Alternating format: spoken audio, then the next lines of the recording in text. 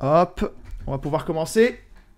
Bonjour à tous et bienvenue pour ce nouveau numéro de Radio Dojo. Radio Dojo, votre rendez-vous bimensuel un mercredi sur deux à 21h. Mesdames et messieurs, sujet atypique pour ce numéro-là. Parce que si vous me connaissez depuis que je fais des chroniques, vous savez que j'ai toujours eu... J'ai mes surveillants qui partent à n'importe quoi.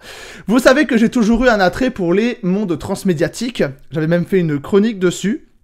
Et qui plus est, sur les mondes transmédiatiques légèrement de niche. J'avais par exemple parlé de Fellaria sur ma chaîne. Et lors de mes pérégrinations sur la chaîne notamment de Camille de la Taverne de Lug, j'ai fait la connaissance d'une personne qui travaillait sur sa BD. Donc il nous vient de... Alors il est né en Guadeloupe mais il est actuellement installé en Guyane.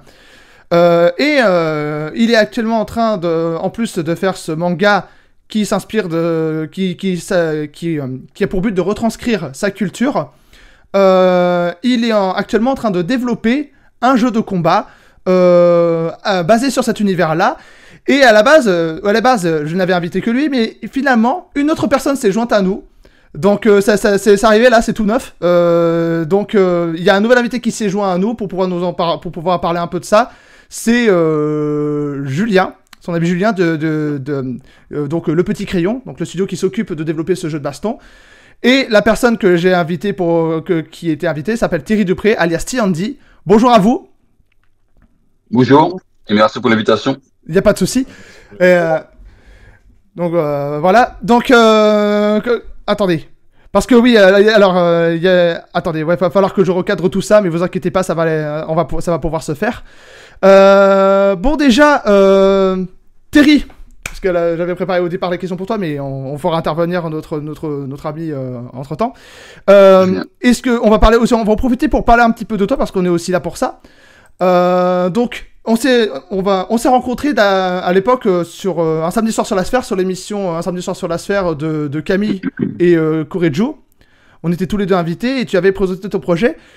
Et tu es venu sous le pseudonyme de T-Andy. D'où vient ce pseudo? Alors ce pseudo, il me vient de Samurai Champloo et Samurai Pizza Cats. D'accord. C'est des mangas. Donc il y a des animés, en fait, c'est des animés. Et dedans, il y a un personnage qui dit T-Andy à chaque fois.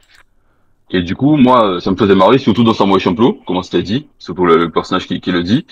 Et j'ai cherché la définition de ce mot-là. J'ai mis très longtemps à le trouver, ça veut dire en gros, en argot Tokyoite, ça c'est un très vieil argot, hein. Qu'est-ce que tu veux dire, mais de façon vraiment très vulgaire. Et du coup, voilà, je l'ai pris comme pseudo, ça m'a fait marrer. Et en gros, d'une certaine façon, ça me représente en fait ce pseudo-là au niveau artistique. Donc c'est pour ça que je l'ai pris. J'ai rajouté un E parce que normalement on dit c'est T-E-Y-A-N-D-2-E. Donc j'ai rajouté un E avant pour mon pseudo. D'accord. Donc ça vient de voilà. C'est Shotaro qui dit ça, je crois, Yotaro, ou Shotaro, je sais plus comment il s'appelle, le personnage principal de Samurai Pizza Cats. Et dans Samurai Champloo, bon, moi je l'appelle le détective T-Andy, mais bon, il a un vrai nom, prénom, mais à chaque fois j'oublie. Mais en gros, c'est un personnage qui dit. C'est la scène où il est dans un tonneau, et c'est Mugen qui le voit dans un tonneau. C'est vraiment cette scène-là qui m'a fait marrer, en fait, oui. Avec ces personnages. Parce que oui, à la base, tu es un enfant du Club d'eau. Tu es né dans les années 80, 85. Quoi? C'est ça, 85, ouais, je suis 85. 85, et tu es un enfant du Club d'eau. En tout cas, c'est ce que tu dis sur ton site web. D'ailleurs, je mettrai le lien de ton site web en description. Du coup, c'est par ce biais-là que tu as découvert toute la culture autour du manga, toute la pop culture japonaise qui nourrit tes influences actuellement. Mais en fait, quels ont été les mangas qui t'ont le plus marqué durant cette période-là? Je suppose que c'est principalement le Neketsu.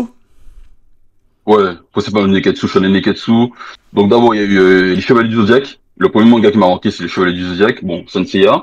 Il y a aussi Hokuto no Ken, il y a Goldorak, il y a aussi Captain Tsubasa, Olivier Tom, et après Dragon Ball. Il y a eu d'abord Dragon Ball, ensuite Dragon Ball Z, parce que c'est par l'intermédiaire des animés, hein, c'est avec les tomes sont arrivés beaucoup plus tard, c'est d'abord les animés, c'est par l'intermédiaire des animés dans le club Dorothée que j'ai découvert les mangas.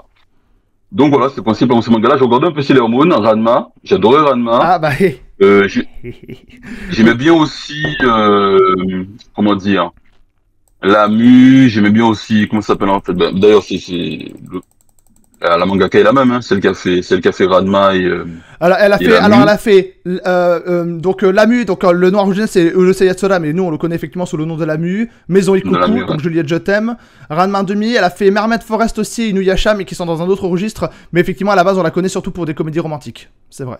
C'est ça, comédie romantique, ouais. Et du coup, j'aimais bien certaines comédies romantiques, bah, comme Juliette, je t'aime, Max et compagnie aussi. Donc, il y avait un petit côté où j'aimais Jeanne et Serge, je regardais aussi. Mais j'avoue que j'ai préféré surtout les Shonen Neketsu. Même si je regardais un peu les autres trucs à côté. Voilà. Donc, voilà la petite, ceux qui m'ont marqué dans mon enfance, en tout cas. Et toi, Julien? Est-ce qu'elles ont été, Euh, est-ce que toi tu as aussi tu es aussi épris de Japanimation, et si c'est le cas, quelles ont été tes principales quelles ont été tes principales sources? Alors, oui, donc je suis pas un enfant du Club de Dorothée, je Bien suis sûr. de 87. Hmm. Donc, ce qu'il y avait dans un premier temps Club de Dorothée, donc Ken le Survivant, Dragon Ball Z, et j'en ai Serge, hein, en vrai, hein. J'en ai Serge, Ranma à demi aussi. Mais après, moi, un manga qui m'a beaucoup touché, enfin, mon manga préféré, hein, même si c'est pas objectif, ce serait Bleach. Je suis un Bleach? gros fan du manga Bleach, ouais. Ouais. Je suis un gros fan du manga Bleach. Donc voilà. Et en Bleach, général, je connais Neketsu, ouais. Bleach d'ailleurs, pour la petite anecdote, Bleach qui s'appelle comme ça parce que c'était le nom du premier album de Nirvana, et Tite Kubo, l'auteur, était un énorme fan de rock. Donc c'est pour ça d'ailleurs. Oui, alors en tant que fan de Bleach, bien sûr que je connaissais l'info. Forcément. Mais c'est une petite information pour nos auditeurs. Ouais. Ok. D'accord, d'accord. Ah, donc, je rajoute, j'ai vu qu'elle a parlé de Bleach, c'est-à-dire que moi, j'ai eu donc, j'ai parlé de la période Dorothée, du club Dorothée. Et c'est vrai qu'il y a toute une période pendant laquelle j'ai arrêté de lire des mangas. Hmm. On va dire, c'est au moment où Pokémon est sorti. Donc de 96 à 2005, j'ai un peu lâché les mangas. Ce qui m'a fait reprendre les mangas, c'est Kenshin le Vagabond, que j'ai découvert en manga pour le coup, Mm. que j'ai adoré. Et c'est vraiment ce manga-là qui m'a donné envie d'aller au Japon. Et après, j'ai découvert Naruto vers 2005 quand j'ai commencé mes études supérieures par l'intermédiaire d'une fille qui faisait ses cours avec moi. Et elle m'a parlé de Naruto. Et comme j'avais jamais vu, elle m'a montré. Et c'est Naruto qui m'a fait recommencer à regarder des mangas. Il y a toute une période où j'avais arrêté de regarder en fait. Mais Donc je suis un gros fan de Naruto aussi. Pourquoi Pokémon t'a fait arrêter? C'était l'effervescence autour qui t'a dégoûté, ou il y avait autre chose? Non, pas du tout. En fait, le truc, c'est que il y avait une chaîne, je sais plus c'est laquelle. En fait, j'ai découvert Pokémon avant le raz-de-marée que ça a été en France. C'est-à-dire que moi, j'ai vu la version anglaise de Pokémon. Ah oui. Et Ouais. j'avais adoré ça, j'avais adoré cette période-là. Sauf que après, t'as eu toute la vague, t'as eu Digimon que j'ai adoré aussi. Mm. Mais après, c'était trop récurrent. Je sais pas si tu vois ce que je veux dire. Le côté où t'as eu toute une vague de mangas où t'avais toujours des animaux, c'était avec des animaux. T'as eu Beyblade, tu vois. Il y a- Tous ces mangas-là, Beyblade, Yu-Gi-Oh, même si j'aimais nos Yu-Gi-Oh aussi, hein. Mais en fait, pour moi, il y a eu toute cette période-là où c'était que des mangas avec des trucs comme ça. Ouais. C'était soit Yu-Gi-Oh, soit, Metabot, ça rentre en compte aussi, Metabot. voilà, Metabot aussi, voilà. Soit c'est des trucs, je regardais, ouais, je regardais, mais j'étais pas, voilà. Moi, je trouvais que ça avait perdu, en fait, son charme. C'était trop, enfin, ça avait un petit côté trop commercial pour moi. Je sais pas si vous voyez ce que je veux dire. Après, Ça, en gros, c'était fait. commercial, j'ai un peu un souci avec ce terme, parce que dès le moment où tu fais quelque chose dans un but lucratif, t'es commercial. Donc en fait, ça veut tout et rien dire. Mais oui, le côté Oui. vénal, tu Alors, veux dire, le côté vénal de l'opération. Ouais, mais final, c'est un peu trop. Bon, je vais pas dire comme ça, je vais pas dire vénal non plus, mais comment dire ça? En gros, c'était vraiment la vitrine pour vendre des trucs. C'est-à-dire que Pokémon, c'est clairement ça, Pokémon, c'est ça, Digimon, c'est ça, comment t'as dit ça? Megabot, c'est ça? Metabot. Ouais, Metabot, Yu-Gi, en fait, c'était tout le côté merchandising qui était vraiment trop obvious. Même si effectivement, on va pas se mentir, depuis Senseiya, ça existait. Parce que Senseiya, moi j'ai eu j'ai eu les figurines Senseiya avec l'armure que tu pouvais mettre et tout. Mais là, c'était trop in your face pour moi, en fait. Je sais pas si vous voyez ce que je veux dire. Oui, oui, je vois. Après, il y en avait certains qui arrivaient à se démarquer. Mais c'est vrai qu'il y avait que beaucoup prétendaient, très peu excellaient. Moi, il y en avait un que j'avais découvert à l'époque, mais c'était très récemment, c'est Onmyo Taisenki. Mais il est sorti qu'au Japon, le bordel. Il a eu un fansub. C'est avec un tigre blanc qui s'appelle Kogenta. Et en fait, j'avais vu quelques épisodes avec Sayu, ma modératrice. Et il y avait une interaction. Mhm. En fait, le monstre parlait à son hôte, entre grosses paires de guillemets. Il y avait des interactions Ok. entre les deux. Et ça allait beaucoup plus loin que le simple concept de combattre avec des monstres. Donc, Ouais, ça, ouais. Le petit côté combat avec, et puis après derrière, t'as ton côté où tu vas acheter le truc, tu vas jouer, ben, t'avais ça, pourtant j'aimais, hein. Je vais pas dire que j'aimais pas, mais ça manquait, il manquait le petit sel que ben, j'ai pu retrouver d'ailleurs avec Naruto et Kenshin le Vagabond. C'est-à-dire que tout le côté où t'as la culture dedans, t'as la culture japonaise dans Kenshin, tu voyages dans entre l'ère Meiji et l'ère Edo, et voilà, j'avais perdu ça. Du coup, ça m'avait un peu dégoûté des mangas, même si je regardais un peu. Le seul manga qui a réussi à m'intéresser parmi toute cette vague là de mangas qui étaient comme ça, c'est Shaman King. Shaman King parce que Shaman j'ai bien King. aimé le côté où c'est ouais, avec il y avait encore ce truc là, hein, mais c'était pas, comment dire, je vais dire le terme comme ça, même si je le vois pas. C'est les fantômes que tu mets dans une arme. J'ai adoré ce concept-là dans Shaman King, ça m'a vraiment plu. Mais je crois qu'en plus, Voilà. si je dis pas, c'est quel, est-ce que c'est, non, ah non, je confonds, excusez-moi, oh, je suis un débile, j'ai confondu avec Hunter x Hunter parce que je me suis dit, mais c'est pas le mec de Yu Yu Hakusho qui l'a fait, mais non, c'est Hunter x Hunter, je me confonds, n'importe quoi. Hunter x Hunter, ouais. Ouais, voilà. Non, ben voilà, il y a Yu Yu Hakusho que j'ai adoré aussi. Ben, c'est beaucoup plus Yu Yu Hakusho. Ouais. J'ai découvert Yu Yu Hakusho à cette période-là. Et donc voilà, donc ouais, il y a toute cette période, j'avais arrêté de regarder, Shaman King j'ai adoré, et puis je me suis vraiment remis dans les mangas en découvrant Naruto, hein. C'est vraiment Naruto qui m'a fait adorer à nouveau les mangas, me faire regarder tous les animés et tout, c'est-à-dire que la fille, il y avait des petites clés USB à l'époque, et elle pouvait mettre que 7 épisodes dedans, 7 ou 8 épisodes, Oui, et ouais, donc elle m'a filé sa clé, j'ai regardé les épisodes le lendemain, j'ai dit, ouais, mais la suite de la suite, et je l'ai dépassé, c'est-à-dire que j'étais tellement à fond dedans que j'avais réussi à rattraper là où elle en était, et après c'était moi qui connaissais le reste de l'histoire parce que elle avait pas rattrapé. J'avais tellement bien watché le truc que voilà quoi. Ouais. J'étais à fond dedans et voilà. C'était à l'époque où, d'ailleurs, je pense que c'était à l'époque, c'était d'abord le modem 56K, puis le haut débit, où en fait, Durandal en parlait, et ça mettait 3 plombs pour télécharger des vidéos. Ouais, ouais, exactement, c'est ça. Mais Naruto, franchement, l'univers de Naruto m'a fait replonger dans ça, c'est tout de fou, hein. Et puis, j'ai découvert Bleach aussi, à cette période-là. Ouais, Bleach, non, mais c'est vrai que Bleach, on se rend pas compte l'engouement qu'il y avait. Moi, je me rappelle, à l'époque, je devais avoir 10 piges, parce que moi, je suis de 96. L'engouement, il y avait 4 challengers, il y avait One Piece, il y avait Naruto, Full Metal Alchemist et Bleach. On ne parlait que de ces 4-là à l'époque. C'était un truc de fou. C'est ça. D'accord. Et Bleach, pour l'anecdote, moi, je l'ai découvert, j'étais au supermarché, en fait, en France, c'était en 2005, et j'ai voyé un manga avec des gars qui se battaient avec des épées, je me dis, mais c'est quoi ce truc? Et c'est comme ça que j'ai découvert Bleach, en fait. Ouais, non, mais c'était assez dingue à l'époque.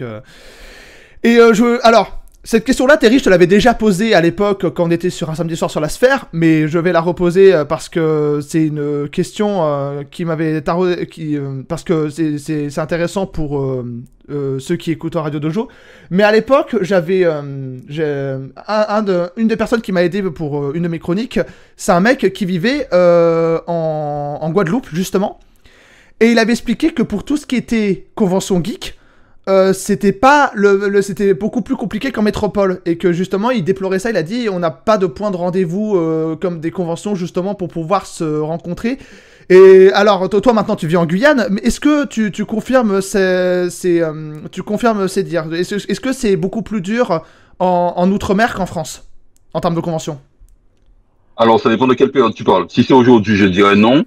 Mais c'est vrai qu'à une certaine époque, ouais, il n'y a pas vraiment de convention, c'était vraiment très rare. T'avais il y avait des endroits, moi, là où j'allais, en fait, là où il y avait, on se retrouvait entre geeks, c'était des magasins qu'il y avait à Pointe-à-Pitre, où on allait s'inscrire, on pouvait jouer aux jeux vidéo.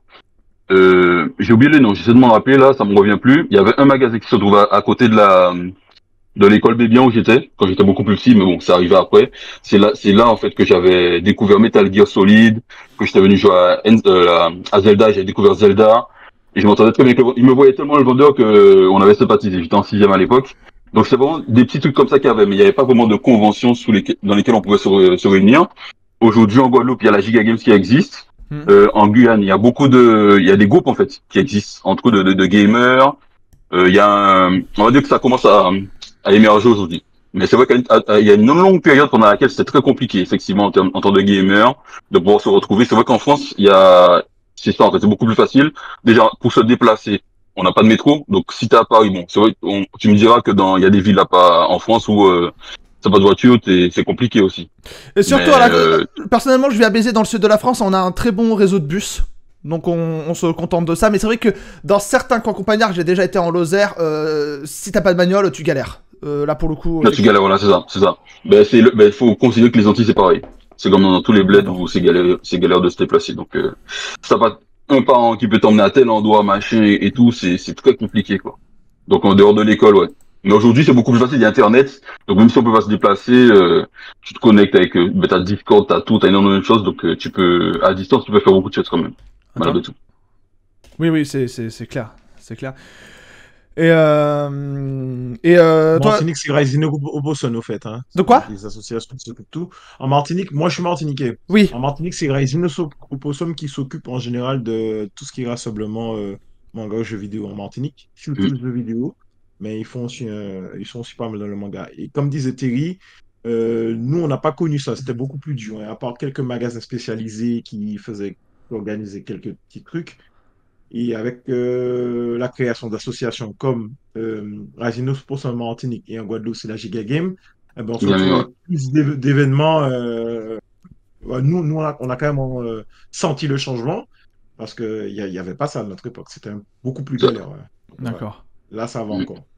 Et puis, c'était un peu mal vu. Je ne sais pas comment t'expliquer ça. Je ne sais pas si vous avez connu ça, mais tu vois, par exemple, la pop culture, oui. Notamment Japanime, eh ben, il y a une époque, c'était un peu mal vu, en fait. Voilà. Je pense que c'est pas propre aux Antilles, hein, c'est aussi en France. Hein. Je devrais pas en parler parce que vraiment, je suis pas là pour donner mon avis, mais le Club Dorothée avait tellement mal géré le truc en diffusant des dessins animés qui n'étaient pas adaptés à un jeune public que ça a créé, dans la génération en tout cas de mes parents, un flot ininterrompu d'anti-manga qui était même pas en plus, qui rejoignait même pas forcément Ségolène Royal, parce qu'on va me dire oui des pro-Ségolène quoi. Non, c'est même pas ça, ils étaient persuadés que l'animation japonaise c'était ça, c'était trivial, c'était violent, c'était ceci, et il fallait faire tout un travail de sensibilisation en mode non, il y a des animés qui sont faits pour des personnes beaucoup plus matures et d'autres qui sont faits bah oui, parce qu'en Occident à l'époque dessin animé égale gamin, les Simpsons n'étaient pas encore passés par là, donc on n'avait pas encore cette réflexion. Et du coup oui, ça, le Club Dorothée a fait quand même pas mal de mal. Je sais que je me fais pas des amis chez les fans de Club Do quand je dis ça, mais ça a fait beaucoup de mal les gars, mine de rien. Juste pour vous en dire là-dessus, c'est vrai que j'en ai pas parlé, mais moi je pouvais pas regarder le Club Dorothée parce que quand j'étais chez ma mère, parce qu'elle aimait pas, elle détestait ça, ma mère, elle détestait les mangas, elle détestait les... Et la seule astuce que j'avais pour lire le manga, c'était quand je prenais un manga, je devais prendre un livre. Par exemple, je devais prendre un Molière je devais prendre un bouquin, un roman à lire. Et comme moi j'adorais Molière, mais j'avais mon Molière et mon Dragon Ball. Est-ce que tu aimais les fourberies de Scapin? Oui aussi.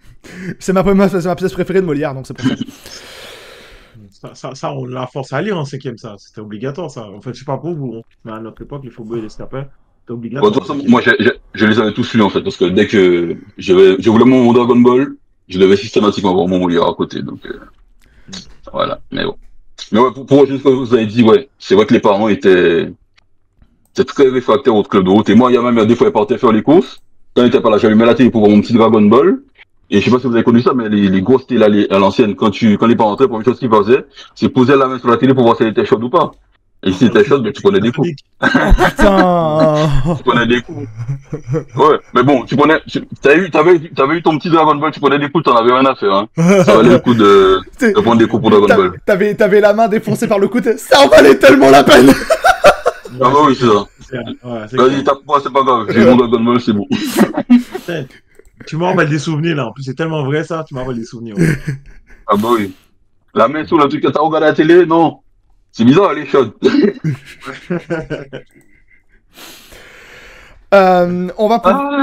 On va pouvoir aborder un peu les questions sur le thème. Et Terry, il faut qu'on parle de quelque chose parce que les gens de l'extérieur pensent que le début de la planète de cet univers que tu as créé avec la planète Aku, ça a commencé avec ce que tu appelles un Kemti. D'ailleurs, est-ce que tu pourrais d'abord définir le terme Kemti pour les néophytes? Parce qu'il y en a beaucoup qui écoutent Radio Dojo. Ah oui, Kemti, ça veut dire image noire. Donc c'est pas moi qui ai créé ce terme-là, c'est J.O.T. Beyond qui l'a trouvé. Et en gros, c'est un terme c'est pas le seul, il y a plusieurs termes, mais c'est le terme que j'utilise et que J.O.T. utilise aussi pour définir les œuvres afro-descendantes ou pas, mais qui mettent en avant les différentes cultures africaines et caribéennes. D'accord. Tout simplement. Voilà. C'est un peu comme manga, il y a comics, il y a bande dessinée, il y a Kemti. K-E-M-T-Y. D'accord, K-E-M-T-Y. Mais du coup, ce n'est pas par le biais de ce Kemti que tu as débuté, parce que j'ai lu les 3 premiers tomes de La Planète Taku et également le récit Zéro. Et j'ai cru comprendre que le début, c'était en 2014 quand tu voulais faire un court-métrage nommé Taji, l'enfant du désert. Totalement, totalement. C'est vrai, c'est ça. C'est à l'époque, je voulais faire un court métrage et ben qui s'appelait Agile Info de désert. J'ai participé à énormément d'afterwork entre 2014 et 2016. Donc j'allais à énormément il y en avait plein. Je l'ai fait Time to Link. Ça m'a permis de de rentrer en contact avec énormément de personnes. Faut savoir que quand j'étais petit, pendant que je découvrais les mangas, je voyais des gens à la télévision qui parlaient du manque de diversité dans la littérature et l'audiovisuel français. Hmm. Et du coup, moi, vu que je voulais faire un court-métrage, je me suis dit, bon, il y a un manque visiblement.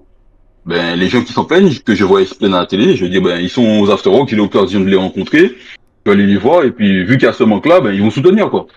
Naïvement, je me disais, bon, ils ont les moyens, ben, soit ils vont me soutenir financièrement, ils vont mettre en contact avec des personnes, et puis on va essayer de faire un truc, voir ce qu'on peut faire. Et, ben, j'étais très naïf, puisque, ben, après me mettre une petite tape sur l'épaule en me disant, c'est bien ce que tu fais, il y a rien eu, quoi. Donc, c'est suite à ça, un peu frustré. En 2016, j'ai dit, bon, ben, j'arrête de perdre mon temps, parce que pour moi, clairement, j'avais perdu mon temps. Et enfin, c'est ce que je pense à l'époque. Mais même si je regrette pas cette période, parce que ça m'a permis après de faire ce que je fais aujourd'hui, tout simplement. Mhm.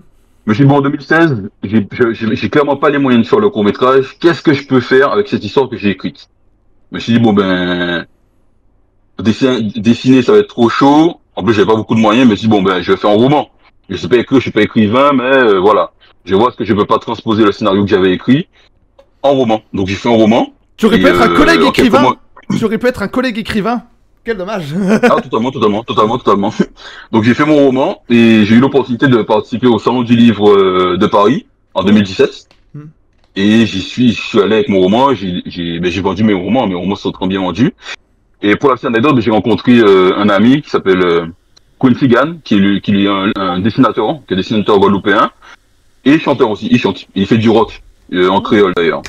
Pas mal. Et qu'est-ce que j'allais dire? Ah oui, autre anecdote, j'ai rencontré, parce que j'ai vécu en Martinique, c'est vrai que je l'ai pas dit, j'ai vécu 5 ans en Martinique, et il y a la sœur de la directrice de l'école dans laquelle j'étais, qui a acheté mon roman.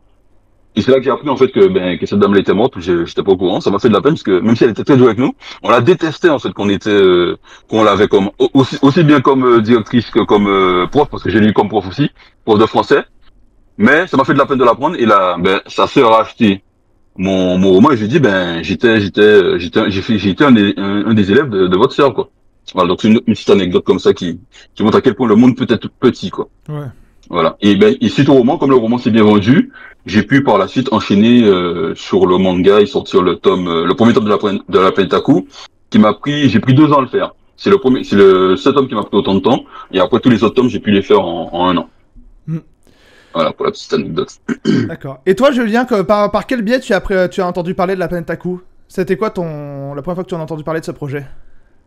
On avait partagé, il y a quelqu'un qui avait partagé le premier tome en 2014 de Thierry quand il faisait sa campagne Ulule. C'était en 2014. Et moi, à cette époque, j'avais déjà des ambitions, mais moi, c'était autre, c'était de créer un jeu de société. Et j'ai participé à la première campagne Ulule de Thierry. Tous les autres campagnes, hein, d'ailleurs, jusqu'à maintenant. Et moi, c'est en 2017 que j'ai commencé à travailler sur la création d'un jeu de société, hein, que j'ai toujours voulu créer, qui a été financé avec succès, pardon. Bon, j'en ai pas rendu beaucoup jusqu'à aujourd'hui, je dirais à peu près 200. Et, mais j'étais content parce que c'était mon premier projet. À la base, je suis hôtelier, je n'ai rien à voir avec la pop culture, enfin rien à voir. En tant que fan, mais pas en tant que créateur. Et puis, Thierry avait participé aussi à la campagne. C'était l'un des plus gros contributeurs aussi. Et puis, on a sympathisé, on a échangé, et puis on parlait un peu des galères pour pouvoir, enfin, quand tu veux créer, et des galères de financement, on va dire. Et puis, lui qui était dans cette optique, parce que lui, il parle un petit peu du fait qu'il proposait effectivement, il avait quelque chose à proposer et qu'il n'a pas été soutenu. Il s'est dit, mais il peut pas penser comme ça, et puis lui, il voit quelqu'un dans la même situation que lui, et puis ne pas aussi aider et financer. Je sais qu'à l'époque, il n'avait pas trop de moyens parce qu'il était sur son projet à temps plein. Et il était quand même l'un des plus gros contributeurs sur mon projet. Et on a sympathisé. Moi, son univers me plaisait déjà dans un premier temps. J'ai lu, bon, jusqu'à maintenant, je suis l'un des premiers fans de la planète Taco. Et puis peut-être que ta question va venir après, et puis on a collaboré. Suite à une discussion, c'était vraiment un hasard, hein, il a appris que au lycée, je codais sur du Mugen, c'était une passion, et puis on a commencé à collaborer sur le jeu de société Mugen, enfin le jeu de société à la planète Taco, l'éveil du guerrier, c'est le nom du jeu. Donc voilà, et du coup, Ouais. je suis le développeur technique. D'accord. Et pourquoi le nom Le Petit Crayon? Ah, alors c'est pour faire contraste à mon physique. Moi, au début, quand je disais que j'étais dessinateur, illustrateur, et les gens me disaient, ouais, t'as plus la carrure soit d'un policier, un gendarme ou un mec de la sécurité. Peut-être que tu ne l'auras pas là, C'est vrai que t'as mais les épaules larges, hein. C'est vrai que t'as les épaules larges. je fais 1m95, 1m94. On fait la même taille. On fait la même taille. Ah ouais? Oui. Je suis très grand, très balèze. J'ai fait beaucoup d'arts martiaux. J'ai plus la carrure d'un- voilà quoi, d'un guerrier que d'un artiste, si tu vois ce que je veux dire. Oui. Mais Et, je me suis dit, t'étais allez, sportif de base ou pas? Ou c'est juste. T'as juste oui, une oui, j'ai fait génétique? oui. Non, j'ai fait 10 ans de boxe taille. Mais après, bon, il y a la génétique aussi. Bon, je Ouais. t'apprends rien. La génétique au noir, si je peux me permettre. Mais voilà quoi. C'était il y a longtemps. Oui, j'ai fait pas mal de boxe taille. Ouais. Et c'était pour faire un petit peu de contraste à mon physique. En général, je communique beaucoup avec les gens sur les réseaux.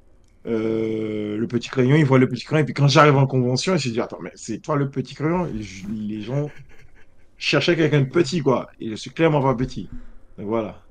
Donc c'est pour choquer les gens, voilà. C'est Pour un, choquer les gens, tout simplement. c'est un peu C'est un pour petit truc. troller. C'est un peu pour troller, comme quand Voilà, Terry met à c'est la un peu fin. vous troller, ouais. Comme quand Terry met à la fin. Ah, en fait, c'est le sens de lecture occidentale. À la fin, Ouais. tu Ça, disais, c'est la ah, t'as l'air un génie peu qui con fait quand ça, même, hein. c'est T'as ça. cru que c'était au sens. Ouais. À chaque fois, Ouais, tu tout le fais le début. même troll. Dans tous les tomes que j'ai lus, t'as fait le même Ah troll, oui, Terry. jusqu'à la fin, jusqu'à la fin. Jusqu'à la fin, je vais le faire. Ouais. Jusqu'au dernier tome. Tu te fais copier-coller, hop, voilà. Tu commences à la fin et il t'invite à aller au début. Ouais. Mais on parlait d'arts martiaux, ça me fait une super transition parce que du coup, Terry, toi maintenant, tu as déménagé en Guyane française en 2018. Et c'est pour apprendre un art martial que je ne connaissais pas, qui est le Jokan. Et, en plus très récent, je crois que c'est dans les années 2010 que ça a commencé à popper. Qu'est-ce qui t'a plu dans cet art martial? Alors, ce qui m'a plu dans cet art martial, bah, c'est son existence. Parce que à l'époque, j'ai remis dans le contexte, hein, je développais la planète Taku, c'est-à-dire que j'étais passé de Tadji, l'enfant du désert, à la planète Taku. Ouais. Et ben, comme tout shonen qui se respecte, il faut un art martial ou des arts martiaux Oui. dans l'œuvre. Et du coup, moi, je suis en train de dire, ok, bon, je veux mettre en avant ma culture et tout. Ben, je dois développer un art martial, mais comment je fais? Je me dis, bon, ben, je suis en train de regarder karaté, judo, parce que c'est vrai que je l'ai pas dit, mais j'ai pratiqué les arts martiaux aussi. J'ai fait du judo, j'ai fait du Zedwo Dao, du tai chi, du jiu-jitsu, de la boxe thaï. Donc voilà, j'ai fait pas mal d'arts martiaux. Et donc je suis en train de bosser là-dessus, de voir comment j'allais faire et tout avec les connaissances que j'avais. Et un jour, je tombe sur, c'est un ami qui me parle, je sais plus dans quel contexte, mais en gros, il s'intéressait à ce que je faisais. Cet ami-là, concernant la planète Taku, il était au courant. Et il me parle du Jokan. C'est-à-dire que je lui dis, ouais, j'ai la problématique que j'ai. Il me dit, ouais, mais j'ai un ami là qui s'appelle David, il est parti en Guyane, il pratique le Jokan et tout. Il dit, c'est quoi ça, Jokan? Et du coup, moi, je suis rentré, j'ai tapé sur euh, Internet, Google, Jokan, et je vois la vidéo de BRC. C'est une BRC, ils ont présenté le Jokan et tout. Et puis, putain, il y a un truc comme ça qui existe, je suis pas au courant, c'est un truc de fou. Donc, je regarde c'est qui le créateur, je vois Yannick Théolade, je le contacte sur LinkedIn, il m'a dit, bon, j'étais déjà habitué, à l'époque, j'étais déjà habitué à ce qu'on ne me réponde pas. Il m'a dit, bon, ça va être une bouteille supplémentaire envoyée à la mer. J'attends pas spécialement de réponse, mais j'envoie quoi. Donc, je vois mon dessin, je dis, bon, ben, je suis intéressé par le Jokan, je vais savoir ce que c'est, tout, etc., etc. Mais j'attends pas de réponse. Curieusement, dès le lendemain, il me répond. Il me répond, je suis surpris, il me dit, ah, la personne m'a répondu, donc on échange ensemble, on sympathise. Et justement, ben, c'est la période justement où je faisais mon roman. Et cette personne, alors qu'elle m'a jamais vu, contrairement aux autres personnes, ben, Yannick Théolade, ben, lui me dit, ben, de combien tu as besoin pour les impressions de ton roman? Et c'est lui qui il m'a demandé mon RIB, il m'a fait le virement, j'ai pu imprimer mes romans et aller vendre mon roman par la suite à la, comment dire ça, au Salon du Livre de Paris en 2017. Et j'ai trouvé ça tellement fort. Je me dis, putain, on s'est jamais vu. Le gars, il m'a fait confiance, il m'a envoyé les sous et tout pour que j'imprime. C'est trop fort. Faut que j'aille en Guyane. Faut vraiment que j'aille en Guyane pratiquer cet art martial. Donc j'ai pris l'avion. Je suis arrivé le 14 janvier 2018 en Guyane. Et je suis allé pratiquer le Jokan. On s'est vu. Il m'a donné toutes les informations dont j'avais besoin pour retranscrire le mieux possible le Jokan dans la Pentaku. Et il a tellement aimé ce que j'ai fait dans la Pentaku qu'il a voulu que je lui fasse son manga aussi, qui s'appelle Makandi. Makandi, ça veut dire vivre ensemble. Et il a eu donc il y a 2 tomes de Makandi qui existent. Mais là, pour le coup, ça se passe en Guyane avec comment c'est la pratique du Jokan en Guyane. Et il y a la Pentaku où je prends un peu plus de liberté du coup.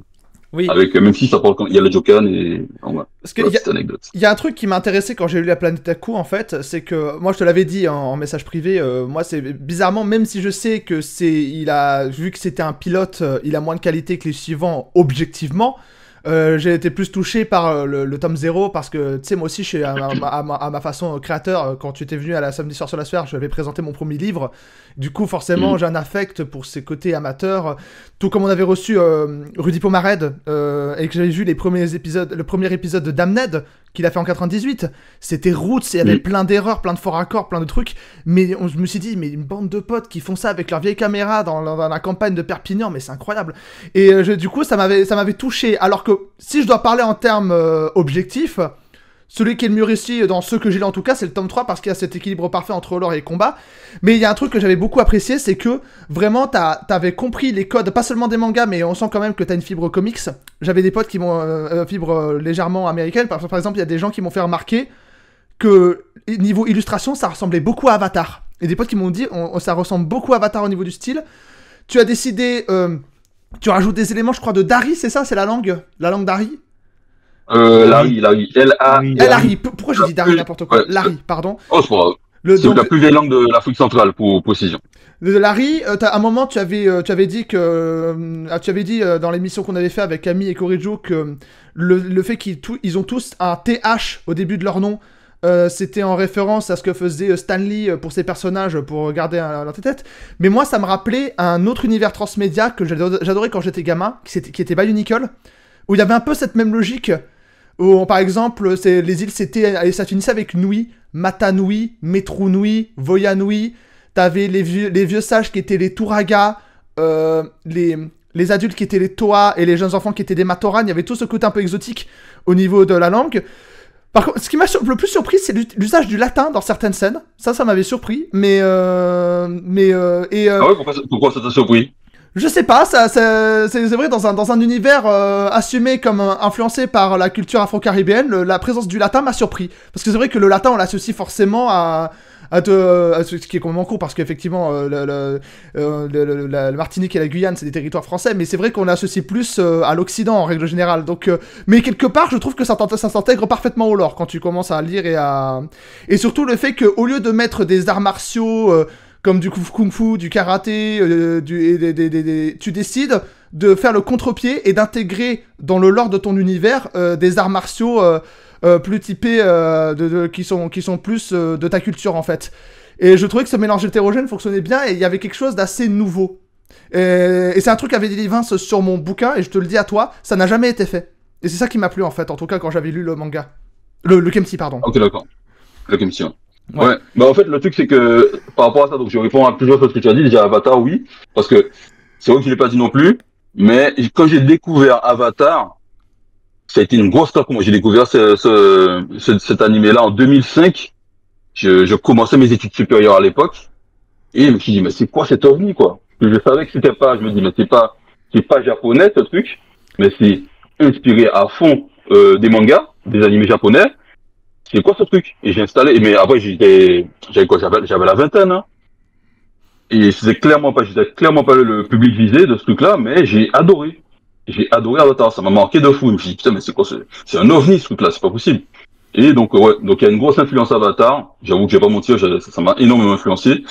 Ça fait partie des œuvres qui m'ont inventé, donc c'est pas étonnant en fait qu'on pense à Avatar, qu'on regarde la planète Taku. Et autre chose que tu as dit aussi par rapport donc c'est Avatar, t'as dit autre chose, j'ai oublié. C'est par rapport aux arts martiaux. Oui, tu as intégré des arts martiaux, j'avais les noms. J'avais vu les noms sur ton site web, et c'était des arts martiaux que je ne connaissais pas du tout. Ah, ok, d'accord. C'est alors le Jokan, le Mayole, le Danmie et le Moringi. J'écorche peut-être, hein.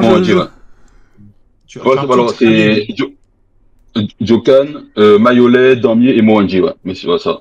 Et du coup, oui, je m'appelle. Après, je te laisse parler, Julien. Je voulais juste rajouter par rapport à ce qu'il dit par rapport aux langues. En fait, c'est Naruto, c'est-à-dire que mon délire des langues là, donc la langue Lari et du latin. D'ailleurs, il y aura d'autres langues, je vais pas spoiler, vous allez découvrir après. Et dans Naruto, il y a plusieurs villages. Sauf que, comme vous l'avez vu, ils parlent japonais. C'est-à-dire que le langage Naruto, il parle japonais, Killer Bee parle japonais, ils parlent tous japonais en fait. Ouais. Et moi, je me suis dit, pour vraiment montrer que ces gens-là ne viennent pas du même endroit, donc c'est vrai qu'ils doivent communiquer, donc ils vont pas forcément parler la même langue, c'est en français, quoi, parce que je suis français. Mais j'ai dit, pour montrer qu'ils viennent pas du même milieu, ce serait intéressant de faire leurs attaques dans une langue différente. Donc je me suis dit, pour le continent d'Yellow, le peuple du continent d'Yellow, ce sera la langue Lari. Pour les habitants des îles Mongo, ce sera le latin. Et pour les autres peuples qui viendront après, voilà, ce sera d'autres langues, mais vous allez découvrir, j'ai pas envie de spoiler. Ça, c'est un peu comme les Seigneurs des Anneaux, ils ont tous un peu leur langue, il y a l'elfique, voilà, c'est... Exactement, c'est ça. Mais moi, j'ai pris des trucs qui existaient, j'avais pas le courage d'inventer quelque chose de A à Z. Et autre chose aussi, pour la raison pour laquelle je l'ai faite, c'est, comment dire, j'adore, en fait, je suis un gros fan de la mythologie grecque, de l'Empire romain, c'est des périodes historiques que moi j'adore. J'adore la mythologie grecque, et, un film que j'adore Gladiator. Et ça se voit qu'on lit la Peltaku, j'adore Gladiator, il y a énormément de clins d'œil Gladiator, donc c'est tout ça qui fait que j'étais obligé de mettre ça dedans.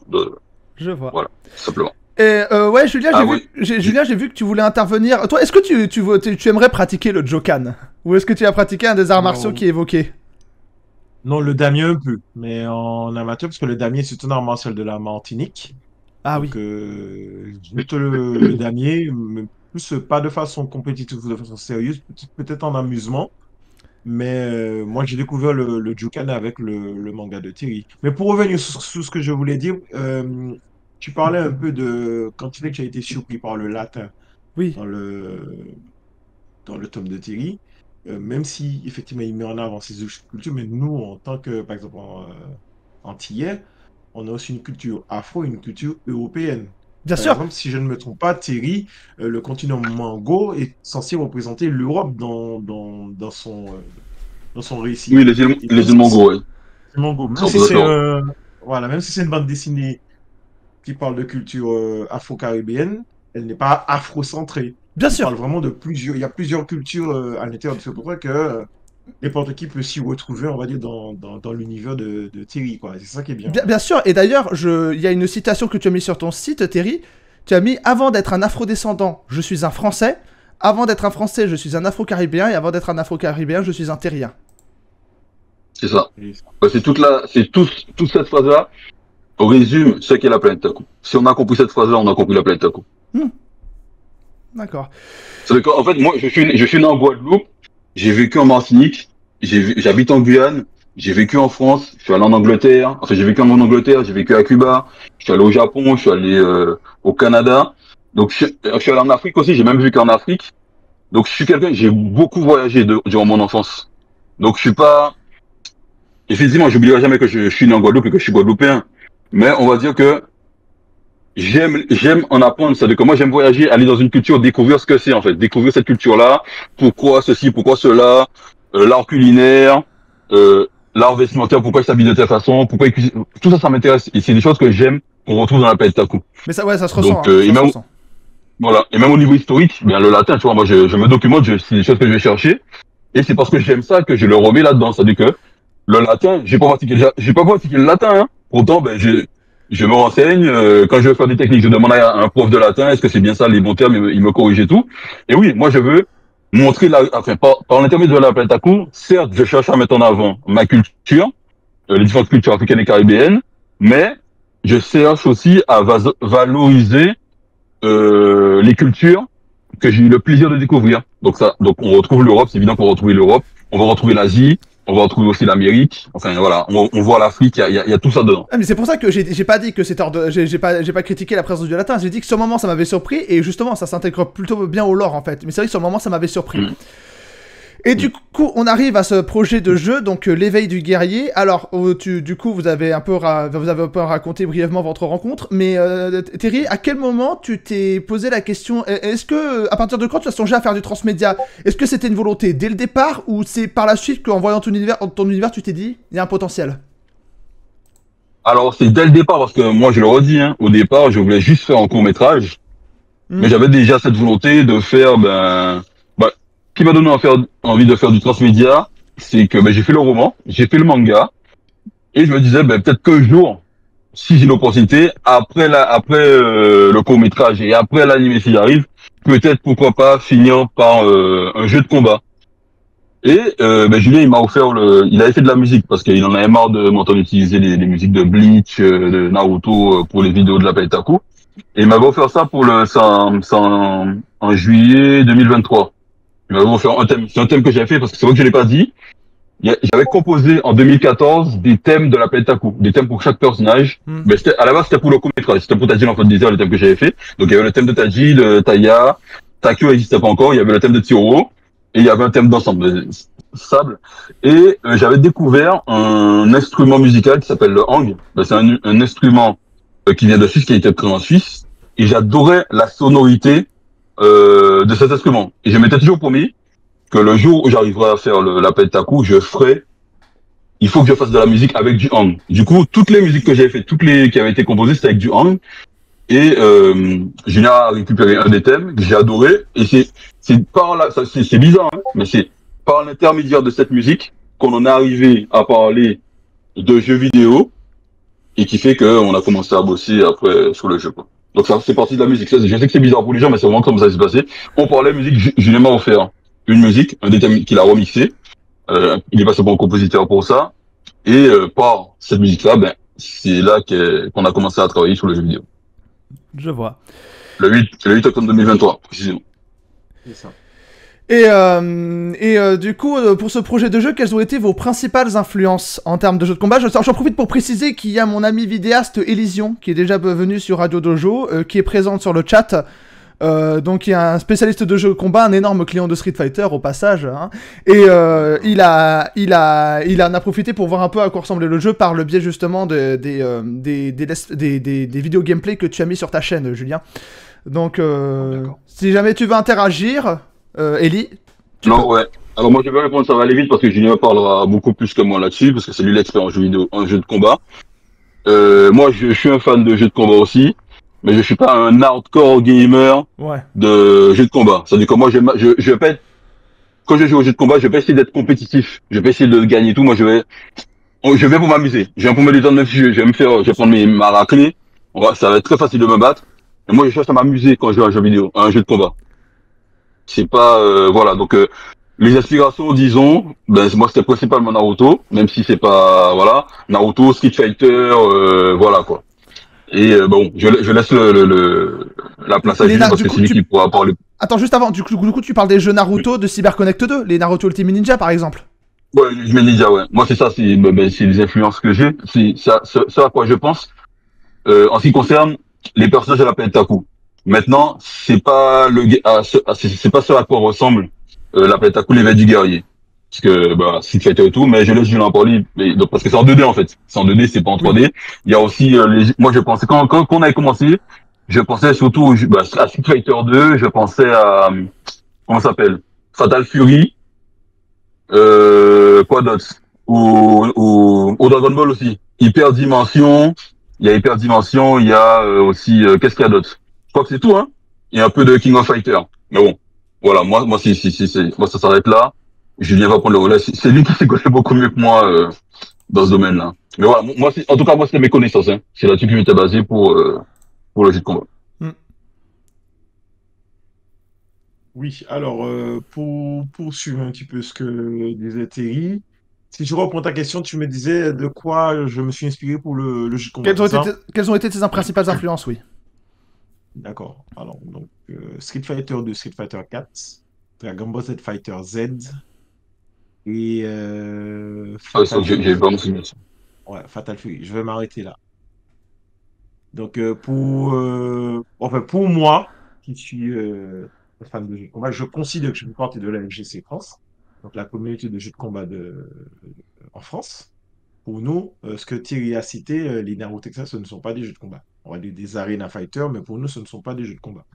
Parce que, bon, les règles ne sont pas tout à fait pareilles. Je Enfin, il y vois. a des règles qui sont similaires, mais c'est pas tout à fait pareil. Donc, tout ce qui est Arena Fighter, c'est dans une catégorie à part. Donc, voilà. Moi, tu as d'autres questions ou, par rapport au jeu? Ou tu m'as dit que tu as un collègue qui avait des questions? Ah, Ellie? Est-ce que tu es avec nous, Ellie? Je te vois sur le. Ah, Mhm. bon, il reviendra peut-être plus tard. Non, mais on verra plus tard. Mais bon, il reviendra peut-être plus tard parce qu'il m'avait dit il allait participer dans le chat. Bon, écoute. D'accord, d'accord. Mais attends, qu'est-ce que. Anna! Il y a mon chat qui fait n'importe quoi. Et ouais, et du coup, quelles ont été les principales contraintes que vous avez rencontrées durant le développement? En tout cas pour l'instant. Ah, énormément. Alors là. On en avait Énormément. plein, on en avait plein. On en avait plein. Mais là, ah ouais, là, pour Moi, énumérer, mais je peux, vas-y. je peux parler des premières, hein, je peux parler des premières. Hein. Vas-y, Alors vas-y, là, vas-y. la première contrainte, ça a commencé déjà par le champ select, c'est-à-dire que l'arrière-plan du champ select. La première grosse difficulté qu'on a eue sur le jeu, ça a été de faire ça, le champ select, parce qu'en fait c'est une image qui glisse en diagonale. Hmm. Et c'est la première difficulté à laquelle on a été confronté sur le jeu. Après, il y en a d'autres, évidemment. Hein. Il y a les décors, il y a le gameplay, l'animation des personnages. Mais bon, là, c'est plus la partie de Julien. Hmm. Donc, il pourra plus entrer en détail là-dessus. Alors, pour pouvoir mieux répondre peut-être à ta question, je vais te poser une question. Est-ce que tu connais les Mugen? Est-ce que tu sais c'est quoi les Mugen? J'en ai un peu Mugen, bidouillé c'est quand quoi? j'étais au collège ou au lycée. Ah, Un petit peu. Je exact. m'amusais à mettre des musiques de Limp Bizkit avec des arènes avec Rainbow Dash qui combattait contre Hatsune Miku. Ça n'avait aucun sens, mais c'était marrant. Voilà, ok. Donc, tu vois à peu près ce que c'est. Donc, Ouais. moi aussi, je bidouillais les Mugen quand j'étais au collège ou au lycée. Et Terry me disait, est-ce que si jamais on embauche un animateur, quelqu'un qui fait les dessins, est-ce que tu serais capable, est-ce que tu serais capable de faire notre vrai jeu, de notre jeu à nous? Je lui ai dit oui, je pense que oui, mais lui, il a pris mon pense que oui pour un oui définitif. Ah. Donc, il a amené un animateur. Donc, moi, en fait, il m'a mis un couteau sous la gorge. Alors, en même temps que j'étais en train d'essayer de tâtonner, je devais apprendre, faire des recherches. Donc, j'ai rejoint une communauté Discord de développeurs sur Mugen. Ils m'ont dit de dégager Mugen, que Mugen c'était obsolète. J'ai dit, mais qu'est-ce que je fais, les gars? Ils m'ont appris qu'il y avait enfin, une nouvelle version, la suite spirituelle de Mugen s'appelle Ikemengo, qui est un moteur beaucoup plus poussé. Donc, chaque fois que je posais des questions, ils ont été bienveillants. Bon, tout se faisait en anglais, parce qu'en général, c'est soit des Portugais ou des Espagnols. Et chaque fois que j'avais un problème sur le codage de mon personnage, ben, ils m'ont beaucoup aidé. Euh, J'aurais dit ChatGPT, mais ChatGPT, genre vraiment à 10% parce qu'il fait énormément d'erreurs. Hein. C'est pas encore sa spécialité. Donc, ce qui est codage sur Mugen, il est pas bon du tout, ChatGPT. Hein. Il fait même beaucoup d'erreurs. Mais heureusement, il y a une communauté bienveillante. Il y avait un ancien site qui s'appelait manga.fr qui avait de gros tutos sur le Mugen, comment créer un personnage. Et heureusement, ils sont encore d'actualité, donc on peut le faire sur Ikemen Go. Mais il y a aussi beaucoup de tests. Des fois, tu veux tester un coup, tu veux tester un combo. Et bon, il y a une certaine logique sur on va dire le bloc-notes, parce que tu codes sur du bloc-notes.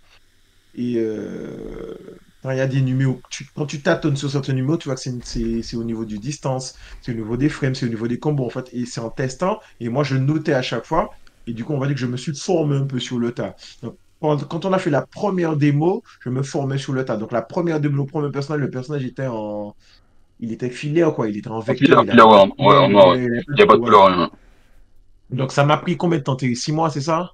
À peu près, je crois, quand Oh. on a fait le premier tâche j'ai enfilé. Hein. Ça m'a pris 6 mois, c'est ça?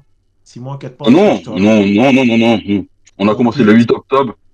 On a commencé le 8 octobre, le Taddy Filaire, il était déjà disponible en décembre 2023. Ouais, d'accord. Ouais, d'accord. Ouais, Parce que la donc, du Giga coup, Games, assez. la Giga Games, c'était le 3 mars 2024. Ouais, c'est vrai. C'est vrai. Mm. Donc, j'ai profité pour me former. Et puis, bon, plus je me formais, plus je voyais que je devenais bon, tout simplement. Et puis, j'ai dit, bon, on va se lancer. Hein. On va se lancer tout simplement. Et puis, là, par exemple, on est sur une période où j'ai commencé à apprendre, enfin, j'ai commencé à apprendre, ça fait un moment que je prends des cours d'animation. Et le prochain personnage qui sort, c'est Taya, qui est de l'univers de Terry. Et je fais quasiment du 100% sur elle. Ça veut dire que je vais faire non seulement le codage, l'animation, les dessins, l'illustration. En fait, je vais quasiment tout faire sur un perso. Ça va pouvoir me permettre de tester un petit peu mes compétences. Mais oui, on doit résumer, les plus gros problèmes qu'on a eu, c'est qu'on était débutants et puis on était nuls, mais vraiment nuls. Donc on a dû tout apprendre sur le tard, en fait, ouais. Donc c'est ça. Ah ouais, donc c'est vraiment C'est ça. l'amateurisme au dernier degré, quoi. C'est. En commençant, oui. Maintenant, voilà, vu que j'ai eu pas mal de conseils de pros, il y a des mecs qui font des jeux Mugen, des fans Mugen, ils font ça depuis des années et ils sont rémunérés en fait. Ils font de l'argent avec. Ils le vendent sur leur Patreon, etc. Donc, et c'est des gens qui ont été bienveillants en fait, hein, tout simplement bienveillants. Bon, il y en a des fois, pour pouvoir profiter de 1 heure ou 2 heures de formation avec eux, bon, faut lâcher un petit billet, on va pas se mentir. Mais ça valait le coup. Ouais, je regrette pas l'argent investi. Ouais. D'accord, Si j'ai d'accord. répondu aux questions. Voilà. Pas de souci. D'accord, d'accord. Et là, pour l'instant, du coup, vous m'avez envoyé une démo pour que je puisse tester. Et Mhm. du coup, là, c'est en gros, le jeu il est encore à l'état de bêta actuellement. Ouais, parce que la version que tu as, Toujours. Ouais. c'est la version qu'on avait au Bilili. On a vu il y a beaucoup de choses qui sont en cours de correction. Déjà que pour les personnes qui sont déjà là. Et en plus de Taya, il y aura peut-être 2 autres personnes en plus de l'univers Orion. Je sais pas si tu connais Orion, euh, l'héritage des Oui, Coriodan, si tu l'héritage de vois pas. Coriodan. J'en profite de vous dire ce qu'est le Bilili. Le Bilili Birthday Festival, c'est un événement qui se passe au Congo-Brazzaville en décembre de chaque année. On D'accord. avait été invité pour présenter le jeu vidéo, le manga là-bas. C'est ça, Festival de la BD. Voilà. Et il y a eu C'est ça. beaucoup, ça a duré 7 jours et pendant 7 jours, il y avait au moins minimum 40 personnes tous les jours qui testaient le jeu, quoi, qui testaient, ils jouaient entre eux et ça nous a permis de voir ce qu'il fallait améliorer, corriger. Bon, des fois des animations qui n'étaient pas assez fluides, des personnes un peu rigides et tout ça, c'est en cours d'amélioration. Et ben, ça arrive très bientôt. Il y aura pas mal de modifications sur le jeu, ouais. Donc voilà. C'est ça, ça. Mais dans Il y l'ensemble, aura une grosse on a eu de bons différence. retours. Un bon retour, ouais. Il y a une grosse différence entre la version que tu as et celle qui sortira peut-être à la fin du mois ou voire plus. Quoi. Je vois, je vois. Ok, ok, ok. Mais là, du coup, la suite pour la planète Aku. Donc là, vous êtes en train de travailler sur le jeu. Il y a également la campagne du 7ème tome. Je mettrai le lien du Ulule en description pour que vous puissiez soutenir.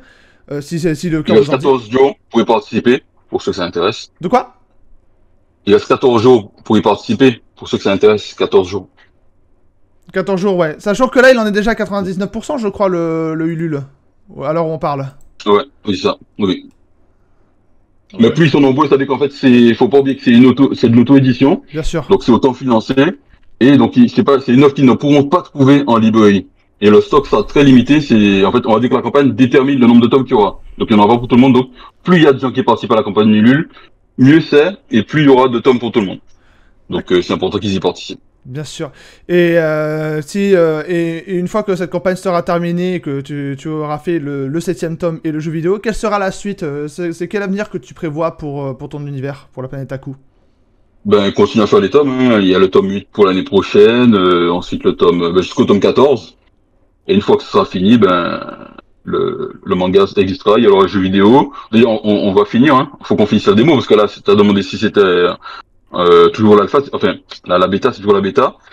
Et du coup, il faut sortir cette démo-là. On espère aussi que ça plaira aux gens qui pourront soutenir l'œuvre pour qu'on puisse faire le jeu vidéo, pour qu'on puisse faire le meilleur jeu qui soit. On a envie de préciser que le jeu qu'on est en train de faire, c'est donc tous les personnages qu'il y a dedans, enfin concernant la planète Taco en tout cas, c'est les personnages du tome 1 au tome 3. Et si le succès est au rendez-vous, pourquoi pas faire une deuxième version? Et la deuxième version, ce sera du tome 1 au tome 9. Et après, pourquoi pas une troisième version qui sera du tome 1 au tome 14. Là, il y aura beaucoup plus de personnages. Voilà, c'est crescendo, quoi. Ouais, il y a quelque chose qu'on a oublié de rajouter par rapport au jeu. On Il y a a eu des de très bons featuring, ouais. contacts. Voilà, c'est ça. On a eu de très bons contacts au Billy avec des auteurs de BD, de mangas africains, simplement. Et il y aura pas mal de featuring, il y aura pas mal de personnages invités dans ce jeu. Donc déjà, les premiers invités qu'on a vus, par exemple Nama, qui est un personnage de Orion, mais on est en contact avec d'autres auteurs et ils sont intéressés pour qu'on puisse créer, coder un personnage pour justement le jeu vidéo en question. Si on peut faire un multiverse afro-caribéen, une espèce de Marvel versus Capcom, mais genre afro-caribéen, ce serait pas mal, quoi. Parce qu'on est déjà là, si on peut en faire profiter tout le monde. Donc, C'est ça. on essaie de faire en sorte qu'ils soient gagnants, qu'on soit gagnant aussi. Et on va peut-être pouvoir retrouver leur personnage à eux, animés, et qu'ils soient jouables dans un jeu, quoi. Parce qu'en fait, faire un jeu, ben, non seulement ça coûte cher, c'est du temps, quoi, en fait, tout simplement. Donc, voilà. Ça. Donc, pour les featuring, ben, il y a déjà ben, les personnages de, comme il a dit, d'Orion, l'héritage des Koryodan. Donc, c'est un jeu vidéo caméronais, c'est pour des Camerounais, créé par Olivier Madiba. Donc, on trouve quatre personnages d'Orion. Donc, il y a Hanko, Ewine, Ngarba, et puis Nama Yode qui est déjà présente dans la démo. Il y aura aussi les personnages de l'univers de Julien. Il y a aussi, pour l'instant, deux personnages de Red Flower de Louis. Donc, il y a Kelly et Yao qui seront dans le jeu. Il y a aussi un Miwa. personnage Miwa, de Miwa. Il y aura des personnages de Miwa, des personnages de Pen, de Smikey, des personnages de la théorie du chaos de Mathieu Renes, son personnage principal. Et donc voilà. Il y aura énormément de collaborations, de featuring dans le jeu. Donc C'est... voilà. Ça va être un sorte de Smash Bros ou de PlayStation All-Star Battle, mais afro-caribéen en fait, en quelque sorte. Voilà, Ouais, faut c'est- bien, ouais. C'est ça. Après, c'est pas, on retrouve, ben, comme je l'ai dit, la théorie du chaos, Beck, ben, c'est une combattante, mais elle est blanche, quoi. Donc, on ferme pas la porte, c'est pas 100% Oui, non, enfin, oui, bien afro, sûr, oui, je aussi. comprends, mais... Mm. Mais parce que comme tu parlais de ce projet camerounais, non. C'est Ouais. ça. Et là, il y a John, par exemple, qui dit pourquoi pas, franchement. Donc, il y a déjà des gens dans le chat qui sont assez réceptifs à vos projets. C'est plutôt cool. Ah, cool. Et ouais, non, mais en plus, ça me rappelle, à un moment donné, j'avais joué à un jeu qui a été développé par une équipe péruvienne. Le jeu s'appelle Tunche. Et en fait, à un moment, il y a littéralement le personnage du Hat Kid de A Hat in Time qui se tape une présence en perso jouable. Donc, même dans l'indé, il y a ce genre de projet un peu crossover qui commence à débarquer. Ça. Mm. Et le pire, c'est qu'au moment où on en parle, c'est-à-dire que nous, on est en train de faire ça, ben là, il suffit de voir, il y a Street Fighter 6 qui est sorti. Dans Street Fighter 6, on retrouve Mai de The King of Fighter, on retrouve Terry Bogard de The King of Fighter aussi. Enfin, il y a énormément de featuring qui se font, hein. Mm. Donc, c'est très en vogue en ce moment, quoi. C'est pas nouveau, hein. Moi, tu sais, moi, j'adore Soul Calibur, c'est un de mes jeux préférés sur Dreamcast. T'avais Yoshimitsu qui s'était tapé Voilà, un Soul camion Calibur dedans. aussi, ouais.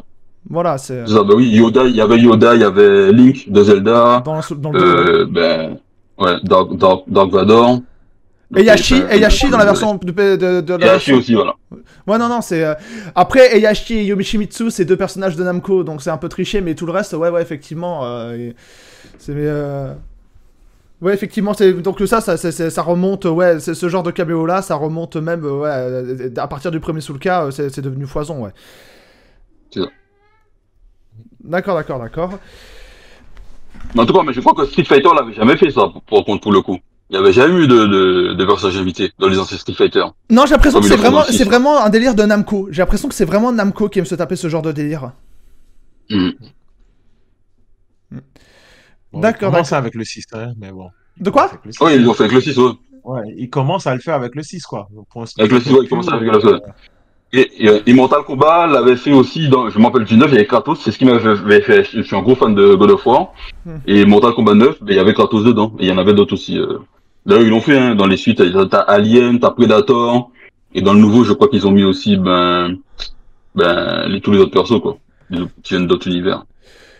Moi, il y a un truc que je trouve intéressant, en tout cas, juste, je voudrais revenir, parce que tu parlais de la bonne réception qu'il y avait autour de ton projet. Il y avait un truc dont je me rappelais dans l'émission qu'on avait fait avec Camille. C'est parce qu'à un moment, je sais plus pourquoi, Coréjo avait parlé d'un sujet autour de la diversité dans les médias. Et tu m'avais expliqué à ce moment-là que ce que tu dis dans cette radio, qu'en fait, tu as fait la planète Aku en partie pour répondre à une demande de représentativité de la culture afro-caribéenne. Et tu m'as dit, Taiki, une grande majorité de mon public sont des Européens. Oui, c'est vrai. Mon lectorat est composé de une majorité d'Européens et une majorité de femmes. C'est des femmes qui lisent la Pentaku. Majoritairement. C'est un truc de fou. Moi, je m'attendais pas du tout. Moi, je pensais que c'était parce que moi, dans ma tête, c'est les shonen Deketsu. Je pensais que c'était les gars qui lisaient ça, hein. Et c'est là que j'ai découvert que les filles, elles lisent des shonen, quoi. Bah oui. Et pas qu'un peu. Bah, il y a Sayuri dans le chat qui pourra confirmer, c'est une énorme fan de shonen. Et techniquement, Ranma 1/2, c'est un shonen. Le Seiyatsura, c'est un shonen. C'est des shonen. Mais effectivement, mais il y a des degrés de shonen en fait. Mais alors après, pour le lectorat féminin, c'est pas étonnant. Je peux en parler en tant qu'auteur amateur. Quand j'ai écrit Stella, j'avais pas spécialement de public cible. Tu vois, je voulais écrire un truc. Pour moi. Mon lectorat, c'est majoritairement des jeunes femmes. Quand je dis jeunes femmes, souvent c'est des jeunes ados qui doivent avoir l'accord de leurs parents avant de le lire parce que bon, érotisme oblige. Et ce sont des jeunes femmes, majoritairement. Et j'ai demandé à des gens qui bossent dans la littérature qui m'ont dit, c'est normal, à part dans la SF et la fantasy, la majorité du lectorat, la majorité des genres, le plus grand lectorat, c'est les femmes. On saurait pas expliquer. Ouais, je comprends. Démographiquement, c'est comme ça. Voilà, c'est... Ça m'étonne pas, la Pentaku. Franchement, moi, si je te dis aujourd'hui que je pouvais m'y attendre, je te mentirais.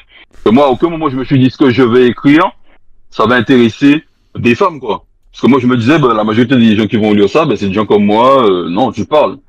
C'est des femmes qui aiment lire ça. Et moi, je suis choqué. Je me dis, mais putain, mais j'ai écrit mon truc, mais je m'attendais pas. Il y a des profils, il m'a dit, putain, mais à quel moment? Je suis choqué. Je me dis, putain, c'est ouf, quoi. C'est intéressant. T'avais parlé d'une Italienne qui avait acheté tous les tomes d'un coup. Ah oui, moi, ça m'a choqué. Mais sachant qu'elle parle pas français, la dame, sale pire, hein. Et j'ai la photo, hein, elle me dit, c'est un truc de fou.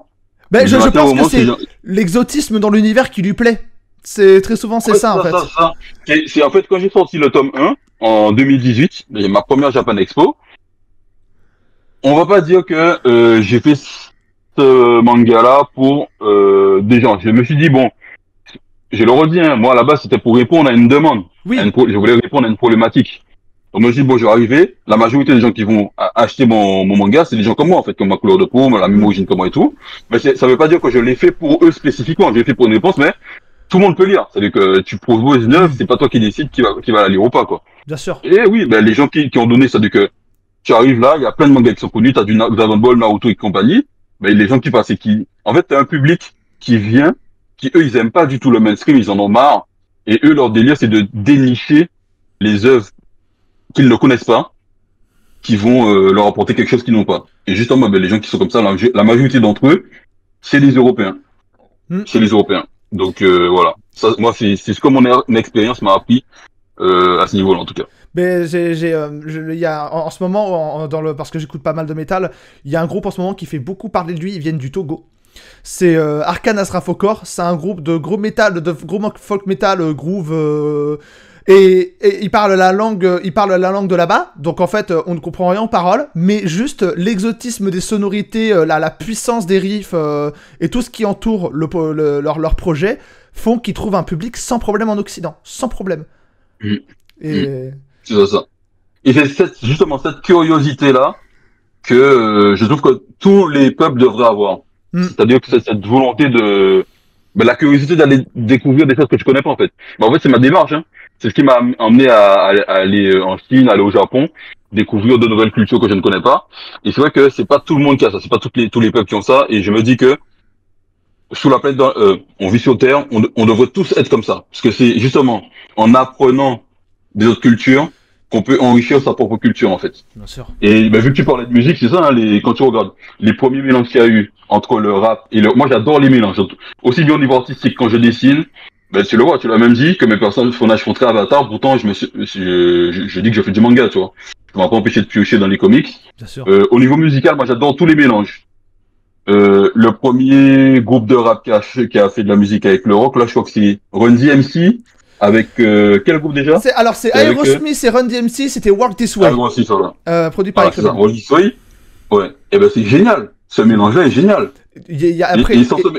Pardon, excuse-moi. Et voilà, non, je dis ça. Est-ce que s'il n'y avait pas eu ça, est-ce qu'il y aurait eu Linkin Park? tu vois. Le premier Linkin Park, il est même en dehors de ça, en fait, je peux t'en parler parce que je suis un énorme fan de néo metal. Moi, Korn, Limp Bizkit, les premiers Linkin Park, Deftones, c'est des groupes avec lesquels j'ai grandi.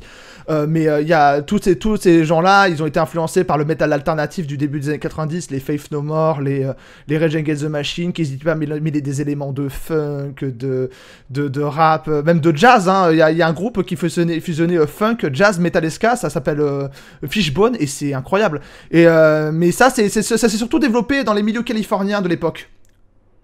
C'est ça, c'est ça. Donc voilà, les mélanges, moi je suis pour les mélanges en fait. C'est vraiment voir ce que tu aimes dans une autre culture, tu la reprends, tu remets à ta sauce. C'est ce que j'ai fait avec la Planète Taco, tout simplement. Ouais. Donc voilà. Et Y a ça, pas de mystère.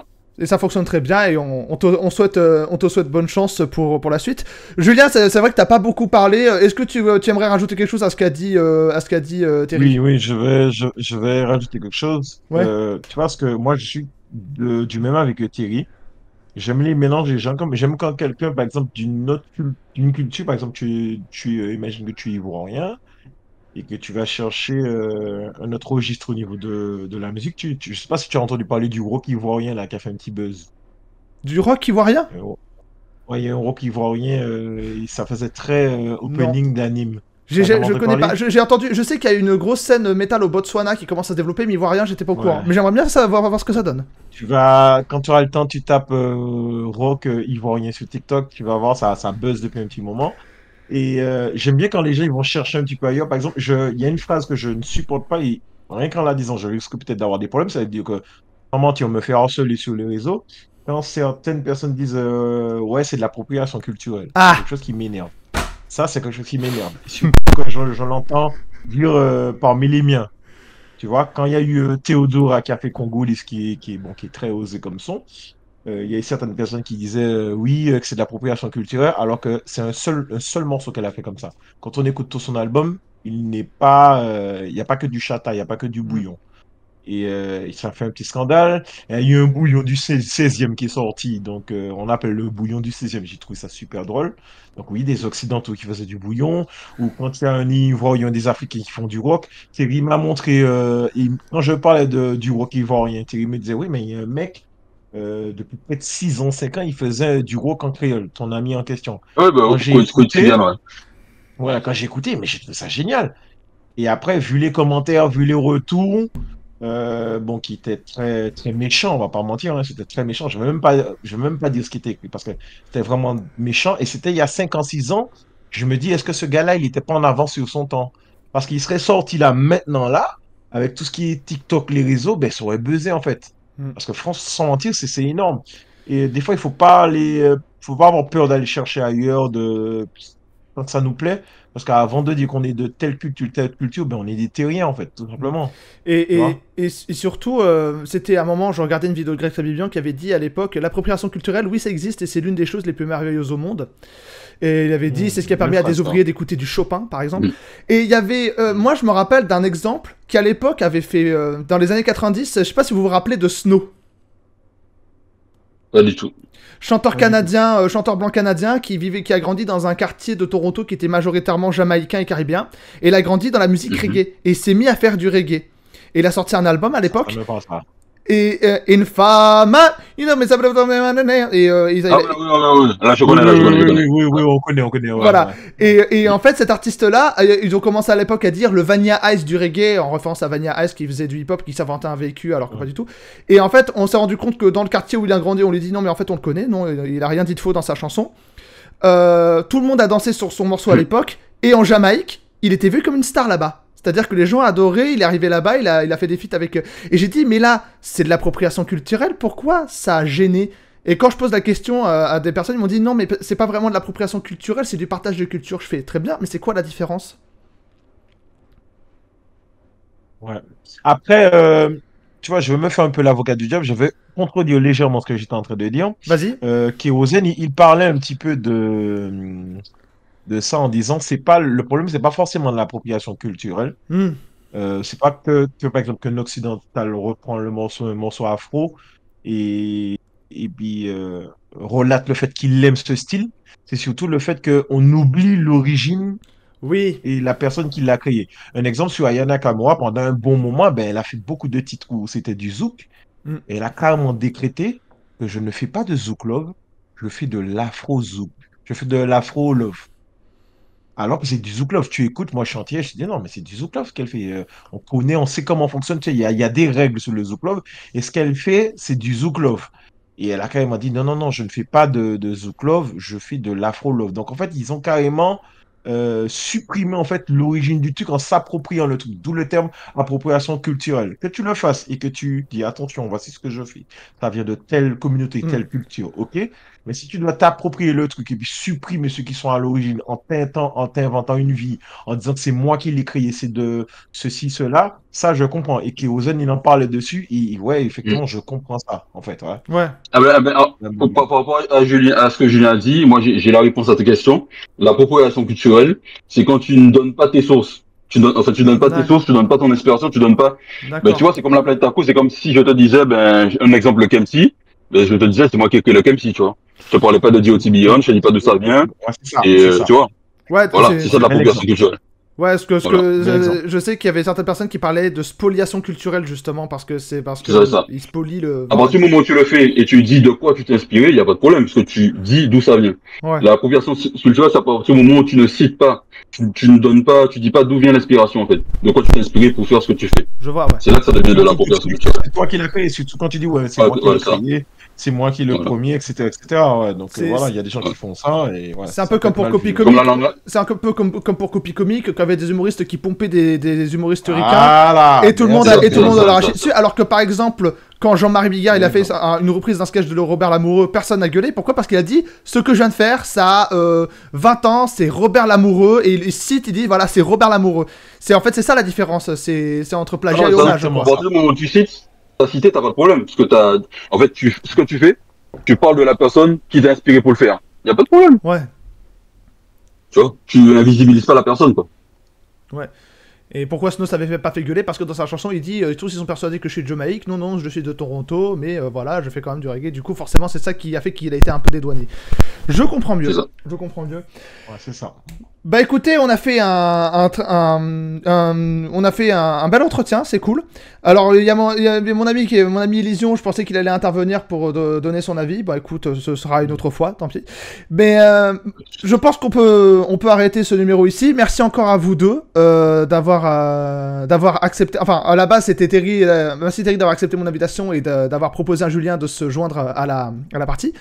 Est-ce que vous avez un petit mot pour la fin? Alors, je laisse Julien commencer.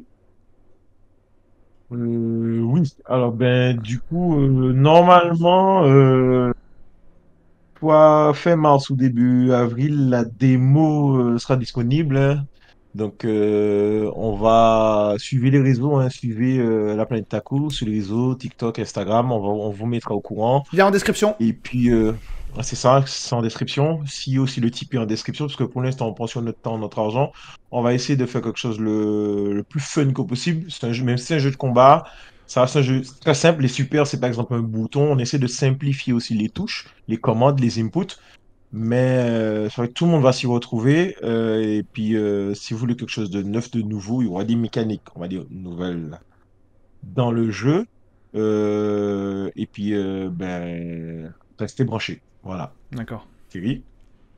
Oui, alors moi je rajouterais que ben, pour le jeu vidéo La Pentacle ou l'éveil du guerrier, faut surtout pas hésiter à nous soutenir sur Tipeee, il y a le Tipeee, j'espère qu'on pourra mettre le lien Tipeee pour nous soutenir, parce que ben, comme Julien l'a dit, c'est depuis le 8 octobre 2023, c'est sous notre temps libre, donc on a mis énormément de notre temps, notre argent, voilà, c'est nous en fait, c'est de l'auto, enfin, ouais, j'allais dire auto-édition, ça c'est pour les mangas, mais en fait, on fait nous-mêmes, c'est un jeu qu'on fait nous-mêmes, donc on a besoin de soutien pour pouvoir, ça coûte très cher de faire un jeu vidéo, donc n'hésitez pas à nous soutenir pour qu'on puisse faire le meilleur jeu de combat possible, en fait, où tout le monde peut prendre son pied, c'est très important. Et donc voilà, on a besoin de soutien, on a besoin de vous. Même ça, 1 euro, on demande pas à quelqu'un de lâcher, mettre un 100 euros et tout. Même si 1 euro mensuel, si les personnes sont 1000, il y a 1000 personnes qui mettent 1 euro, ça va, hein. Ça veut dire que là, on peut développer le jeu, faire tout ce qu'on a à faire et proposer le meilleur jeu qui soit. Et je rappelle aussi que la campagne Ulule du tome 7 de la planète il reste 14 jours pour y participer. C'est sur Ulule. Et ben, tous les tomes sont disponibles, du tome 0 au tome 7. Chaque année, chaque fois que je fais une campagne, ceux qui ont pas les autres tomes peuvent les récupérer durant cette campagne Ulule. Et le stock que je peux vendre ensuite détermine, en fait, c'est le succès de ma campagne qui détermine ça. Donc même si elle est validée, plus les gens sont nombreux à y participer. Donc après acheter, après commander, l'idée c'est pour moi parce que ça veut dire qu'il y en aura d'autres pour ceux qui connaissent pas la planète Taku.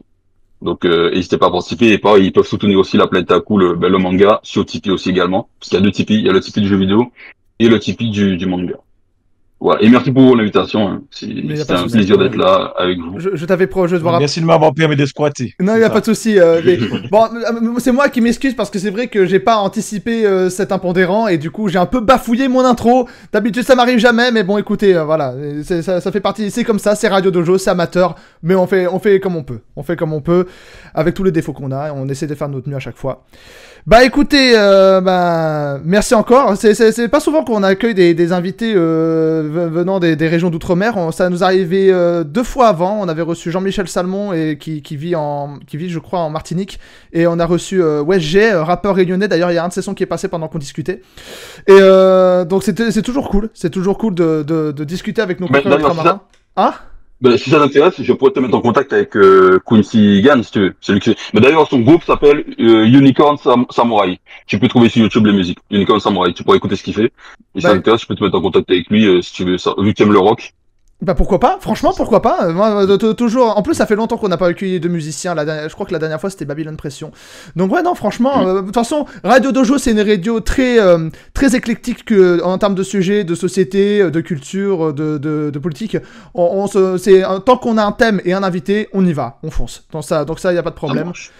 Mais voilà, bah merci à tous d'avoir assisté à ce numéro de Radio Dojo. J'espère que ça vous a plu. Le prochain numéro de Radio Dojo, ce sera dans 2 semaines, mercredi. Comme vous savez, je vous annonce pas tout de suite l'invité, je le vous réserve pour la veille. Je vous souhaite une excellente soirée et je vous dis à la prochaine. Salut les frolos!